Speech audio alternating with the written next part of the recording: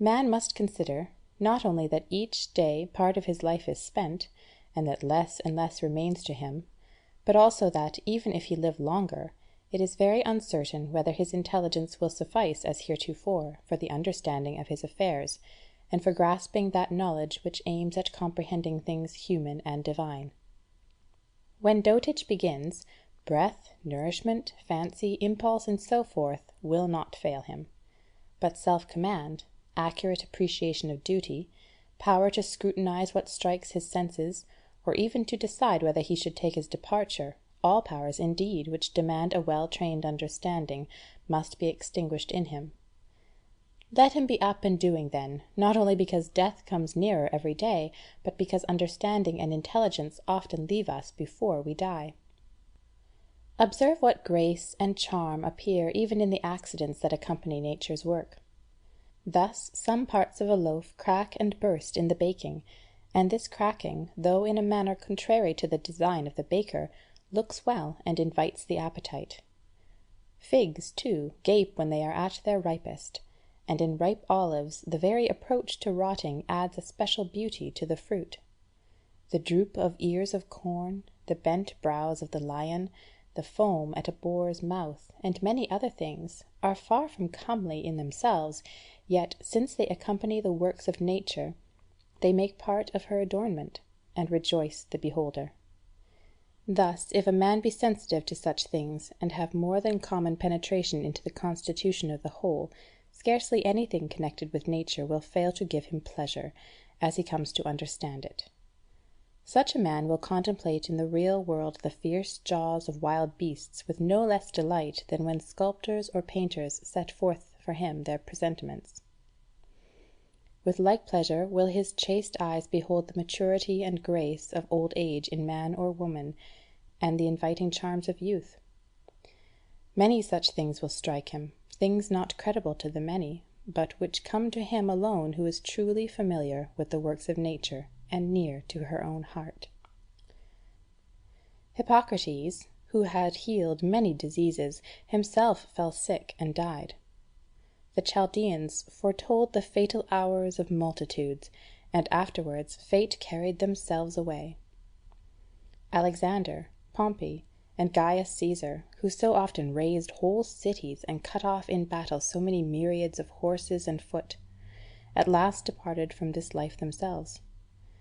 Heraclitus, after his many speculations on the conflagration of the world, died swollen with water and plastered with cow dung. Vermin destroyed Democritus. Socrates was killed by vermin of another sort. What of all this? You have gone aboard, made your voyage, come to harbour. Disembark. If into another life, there will God be also. If into nothingness, at least you will have done with bearing pain and pleasure, and with your slavery to this vessel so much meaner than its slave. For the soul is intelligence and deity, the body dust and corruption. Waste not what remains of life in consideration about others, when it makes not for the common good. Be sure you are neglecting other work if you busy yourself with what such a one is doing and why, with what he is saying, thinking, or scheming. All such things do but divert you from the steadfast guardianship of your own soul. It behooves you, then, in every train of thought, to shun all that is aimless or useless, and above all, everything officious or malignant.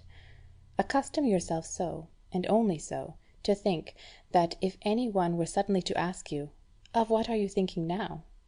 you could answer frankly and at once, "Of so and so." Then it will plainly appear that you are all simplicity and kindliness, as befits a social being who takes little thought for enjoyment or any phantom pleasure, who spurns contentiousness, envy, or suspicion, or any passion the harbouring of which one would blush to own.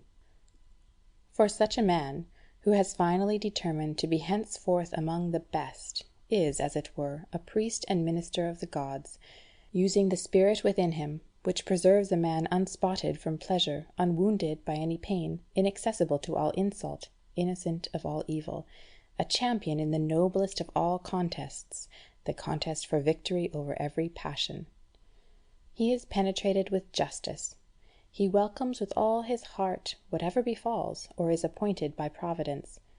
He troubles not often or ever without pressing public need to consider what another may say or do or design, solely intent upon his own conduct, ever mindful of his own concurrent part in the destiny of the universe. He orders his conduct well, persuaded that his part is good. For the lot appointed to every man is part of the law of all things, as well as a law for him. He forgets not that all rational beings are akin, and that the love of all mankind is part of the nature of man. Also that we must not think as all men think, but only as those who live a life accordant with nature. As for those who live otherwise, he remembers always how they act at home and abroad, by night and by day, and how and with whom they are found in company, and so he cannot esteem the praise of such, for they enjoy not their own approbation. In action be neither grudging, nor selfish, nor ill-advised, nor constrained. Let not your thought be adorned with overmuch nicety. Be not a babbler or a busybody.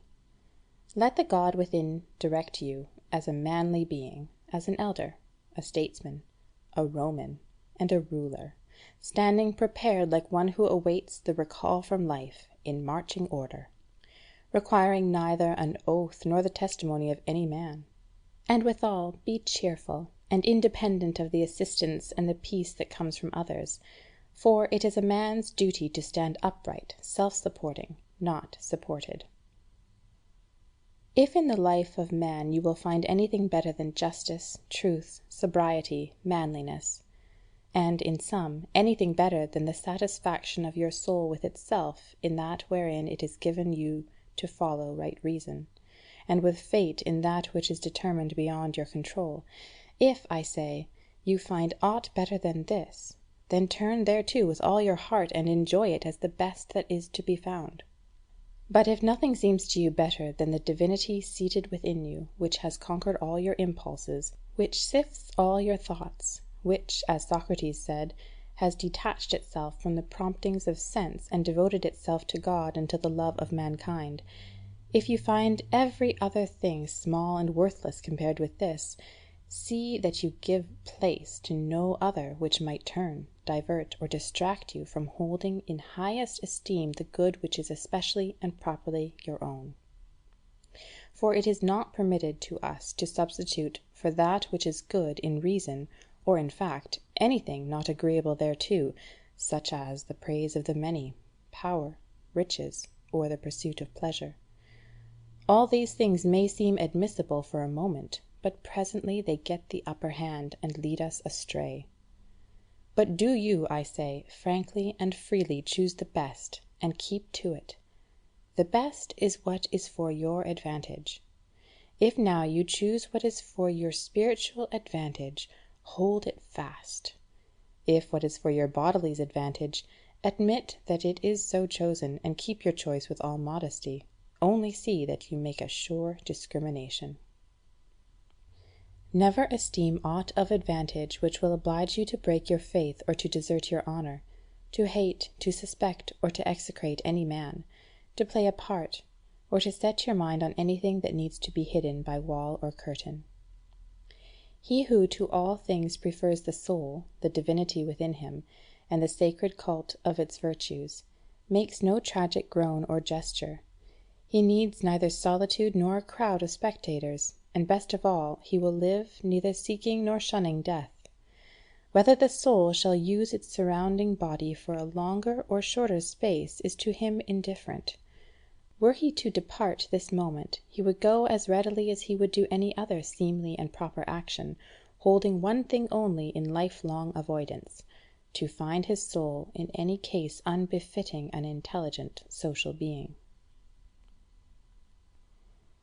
In the soul of the chastened and purified man you would find nothing putrid, foul, or festering. Fate does not cut off his life before its proper end, as one would say of an actor who left the stage before his part was ended, or he that reached his appointed exit.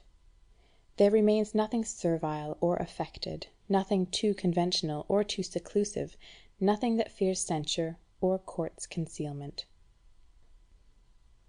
Hold in honour the faculty which forms opinions. It depends on this faculty alone that no opinion your soul entertains be inconsistent with the nature and constitution of the rational being. It ensures that we form no rash judgments, that we are kindly to men and obedient to the gods. Cast from you then all other things, retaining these few.